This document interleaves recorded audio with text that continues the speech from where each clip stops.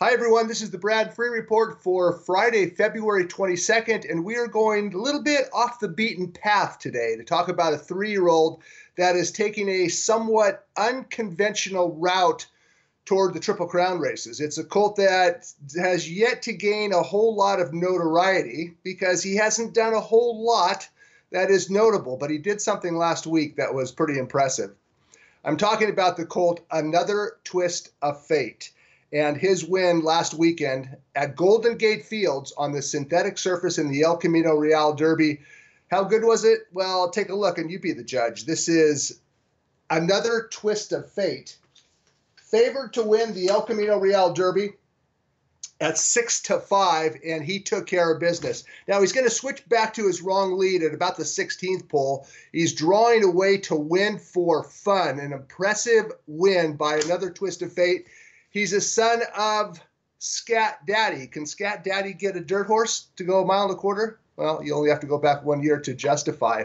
And maybe Anothertwist, I'm not going to compare Anothertwistafate to last year's Triple Crown winner, but Anothertwistafate is definitely on his way. That was an impressive win, his third consecutive win at Golden Gate Fields. Let's take a look at the past performances of Anothertwistafate and just kind of talk a little bit about the challenge that will face him when he makes his next start on dirt somewhere. You can see by his past performances that he got good when he stretched to 2 turns and when he moved to synthetic. Now, talking to trainer Blaine Wright early this week, Anothertwistafate's 9th place finish at Santa Anita on dirt in November was a better than looked career debut.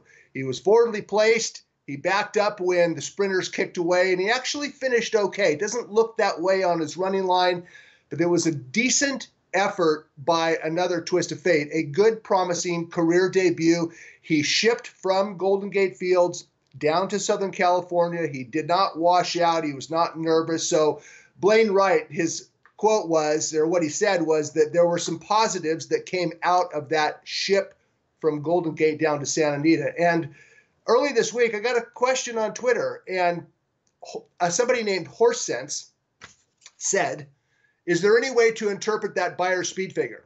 Talking about Anothertwistafate's 94.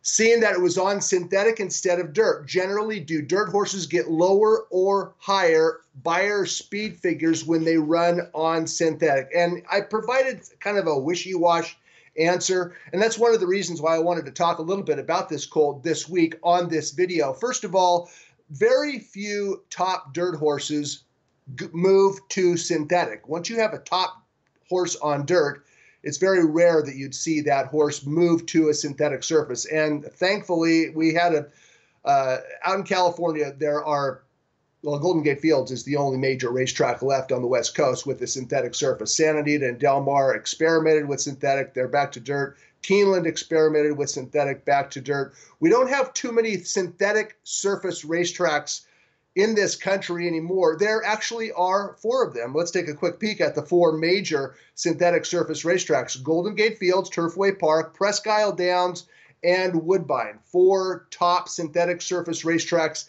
in North America, and you'd be hard-pressed to come up with a list of top horses that have emerged from those synthetic surface racetracks. Once a horse establishes his or her form on synthetic, they, generally speaking, tend to stay there. Well, Anothertwistafate is not going to stay at Golden Gate Fields. Blaine Wright said this week that his next start will be on dirt in a Kentucky Derby prep race. And when he does that, when he makes that transition, he will face the challenge of tougher competition and footing that is largely unfamiliar. Now, Anothertwistafate would not be the first synthetic surface horse, synthetic surface winner, to have success on dirt if, in fact, he does have success on dirt. So let's take a look at some of the top horses that have run on synthetic and then went on to have a pretty good later career on the main track. You have to start with hard spun. In 2007, he won a graded stakes at Turfway Park and went on to finish 2nd in the Kentucky Derby, 3rd in the Preakness, and he won the King's Bishop. 3 dirt races. Hold Me Back. He won the graded stakes at Turfway Park, finished 2nd in the Travers, Animal Kingdom, maybe it's not fair to include him because he was an absolute beast. He won on synthetic at Turfway Park. He won the Kentucky Derby. He also won the Dubai World Cup that was run on synthetic that year. Blended Citizen last year, he won a graded stakes on synthetic at Turfway Park, won the Peter Pan. He's back in training in California. And even if you go back to Santa Anita, when Santa Anita had a synthetic surface, Colonel John won the Santa Anita Derby in 2008. Later that summer, he won the Travers on dirt at Saratoga. And how about Pioneer of the Nile? Santa Anita Derby on synthetic in 2009. He won the Kentucky Derby and turned out to be one heck of a sire. In fact, he sired a Triple Crown winner in American Pharoah. So those are some of the notable winners, synthetic surface stakes winners that went on to have success on the main track. Now, Another Twist of Fate is going to hopefully or try to follow in the footsteps of some of those top colts. We don't know exactly where Another Twist of Fate will show up. Talking to Blaine Wright this week and reading some of the quotes that this colt's owner, Peter Redekop, told Golden Gate Daily Racing Form correspondent Chuck Dibdahl.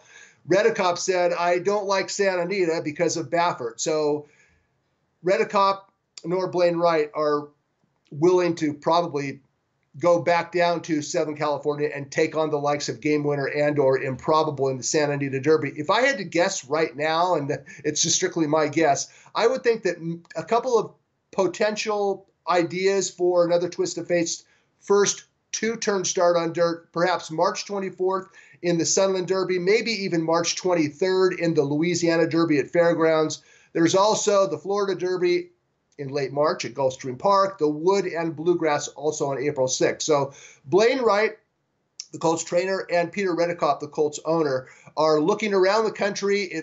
I wouldn't expect that Santa Anita would be their first preference because of what Redekop said, but looking forward to watching Another Twist of Fate run next time on dirt and see if he can get his way into the Kentucky Derby. It's a one-shot deal. If he runs well, finishes 1-2, he'll probably be in the Kentucky Derby. Otherwise, Another Twist of Fate will show up next on April 27th at Golden Gate in the California Derby, and that will be his prep race for the Preakness Stakes. By winning the El Camino Real Derby last week, Another Twist of Fate earned an all-fees paid berth into the Preakness Stakes. This is a big, good-looking colt. He's more than 17 hands. He weighs 1,200 pounds. Blaine Wright is deservedly over the moon over this colt's development, and we're going to find out a lot more about Another Twist of Fate in the weeks ahead and see if he can emerge as a legitimate Kentucky Derby colt, or maybe he's going to be a synthetic and or turf horse down the line. But an exciting colt out here in California, a little bit below the radar, Another Twist of Fate, a son of Scat Daddy. And by the way, speaking of Blaine Wright, you will not meet a more gentlemanly, cordial trainer on the West Coast than Blaine Wright. He trained the likes of Alert Bay and Hudson Landing, and this is a good one for Blaine Wright and owner Peter Redekop. Okay, let's switch gears real quick and talk about the biggest race this weekend at Santa Anita, and it's the Grade 2 Buena Vista Stakes for fillies and mares at a mile on turf. There's a look at the field. A field of 10. The 8-5 favorite is on the next page, number 9, Vasilika. And all she has done since being claimed for $40,000 is win 9 races, 4 graded stakes races, earn more than $670,000 for her new connections. As we turn the page to the next, there you go, there's Vasilika or Vasilika, the 8-5 favorite. Why is she the 8-5 favorite? Well, let's take a look at her most recent start. It was in the Grade 3 megahertz, and that's Vasilika on the outside with the green cap and the yellow silks, and she's going to take care of business and run away from a relatively nondescript field to win by a length and a half. It took her a while to get to the front runner, but once she did, this filly exploded. She's actually a 5-year-old mare, and she's now 14 for 29. She's the 8-5 favorite on Saturday in the Buena Vista. Now, I am absolutely dead set against wagering against legitimate favorites. I know that everybody wants to cash a bet at a price. I'm not going to do it when I think the favorite is rock solid. Vasilika, in my opinion, she is rock solid. She's the 8-5 favorite. She's the most likely winner of the Buena Vista. She faces an interesting comebacker by the name of Alici's World, who was purchased last fall for $500,000 at auction. making her first start in California for trainer Richard Baltas. Joel Rosario is up. She's the most likely upset candidate at 4-1, second choice, big deal. But I like Vasilika to continue to confirm herself as the top grass filly in California. Okay, before we step away, it's time for the thumbs up, thumbs down segment. I couldn't find anything great to complain about this week, so it's just a thumbs up situation. And who else could it be other than Another Twist of Fate? So a big thumbs up to Another Twist of Fate, trained by Blaine Wright, owned by Peter Redekop. Juan Hernandez has been this colt's jockey all 4 efforts, including his career loss at Santa Anita and 3 consecutive wins on synthetic. So a big thumbs up to Another Twist of Fate. I'll have something to complain about next week, and we'll return to the thumbs up, thumbs down. But anyway, Another Twist of Fate. He's on his way somewhere. We're going to find out more about Another Twist of Fate, son of Scat Daddy on the Triple Crown Trail, in the weeks and months ahead. I'm Brad Free, and we'll talk to you again next time.